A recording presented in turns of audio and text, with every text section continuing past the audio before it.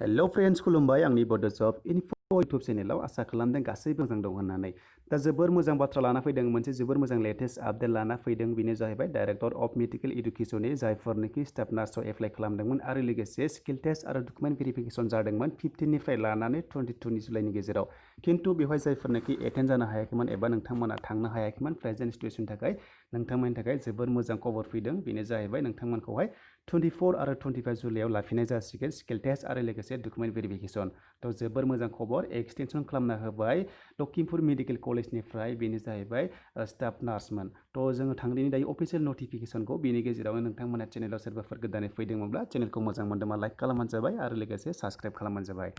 दा जों फैदिनि बेहाय अफिसियेल नटिफिकेसन नैबे जाहैबाय 22 जुलाइयाव फैदों 22 जुलाइयाव नटिस फैदों जे मोनसे जायफोरनिखि स्टाफ नार्सआव अनलाइन मडआवहाय एटेन्ड जानो हायाखैमोन जायफोरनि प्रब्लेमनि थाखाय थ' बेनिखायनो मोनसे जोबोर मोजां चान्स होबावदों बेवहाय डकुमेन्ट भेरिफिकेसन आरो स्किल टेस्ट लाफिनाय जासिगोन 24 आरो 25 जुलाइयाव थ' नोंथांमोना जायफोरनिखि एटेन्ड जानो हायाखैमोन माखासे जाहोननि थाखाय सिन्था दा खालाम गोदानै फैदों अफिसियेल नटिफिकेसन थ' जों नायदिनि बेवहाय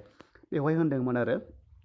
बे जादोंमोन सिगाङाव 15निफ्राय लानानै 22 जुलाइनि गेजेराव अनलाइन मड जादोंमोन डकुमेन्ट भेरिफिकेसन आरो लोगोसे स्किल टेस्ट थ' लोगोफोर खोथा जाहैबाय माने भेरियास रिजननि थाखाय माखासे केन्डिडेटफ्रा एटेन्ड जानो हायाखैमोन जायनि थाखाय प्रेजेन्ट सिटुएसनखौ मिथिखागौ बयबो नङा होमब्ला थ' बेनिखायनो बुजिनानै बिथांमोनाहाय गोदानै डेट एनाउन्स खालामबाय जे जायफोरनोखि एटेन्ड जानो हायाखैमोन बेनिखायनो 24 आरो 25 जुलाइयाव बेखौहाय लाफिननाय जासिगोन दा मोनसे खोथा सिगाङावनो नायना लाग्रोदिनि बेवहाय नोंथांमोना एटेन्ड जाहैनायाव नैबे खोथाखौ गोसोआव लानांगोन बेनो जाहैबाय कल लेटारखौ लांफानांगोन जाहाथे लामायाव प्रब्लेम जाया एबा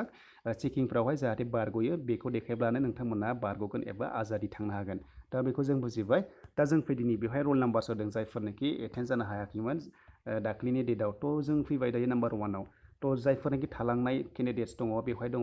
10,001निफ्राय लानानै 12,800नि गेजेराव जुदि नोंथांमोना दङमोनब्ला नोंथांमोननि डेटआ जाहैसिगोन 24 जुलाइयाव डकुमेन्ट भेरिफिकेसन आरो स्किल टेस्ट लाफिनाय जासिगोन आरो टाइमिंखौ होदों 10 AM निफ्राय लानानै 4 PM नि गेजेराव जागोन थ' लोगोफोर जायगाया जाहैबाय नैबे जायगायाव नुनो मोन्दों बे जाहैबाय गुवाहाटि मेडिकेल कलेजावनो जागोन थ' नोंथांमोना नैबे लेक्सार हलाव थांनानै GMC थ' बेवहायनो गासैखौबो लानाय जागोन स्किल टेस्ट आरो डकुमेन्ट भेरिफिकेसन दा फैबाय जोङो नेक्स्ट थ' नेक्स्टआवहाय 2आव दङ जायफोरनोखि रल नाम्बारा 12,801निफ्राय लानानै 15,627नि गेजेराव दङ बिथांमोनाबो 25 जुलाइयाव जाहैसिगोन स्किल टेस्ट आरो लोगोसे डकुमेन्ट भेरिफिकेसना टाइमिंआबो बे एखेयानो 10निफ्राय लानानै 4 PM नि गेजेराव जागोन आरो एड्रेसाबो जायगायाबो एखे थ' जायफोरनोखि थालांदोंमोन सिन्था खालामनाङा थांफिनबानो जाबाय लोगोसे नैबे जेरक्स कपि लांफाबानो जाबाय बेखौ जादों नेक्स्ट बे जाहैबाय नेक्स्ट माने इन्टारभिउनि थाखाय एबा बेखौहाय होनदों माने इन्टार डिस्ट्रिक्टआव जिथु माने प्रब्लेम जाया चेकिंआव बेखौ लांफाबानो जाबाय खिथाबानो जाबाय जे स्किल टेस्ट आरो डकुमेन्ट भेरिफिकेसन दं होननानै स्टाफ नार्सनि थ' अब्ला नोंथांमोना बेवहाय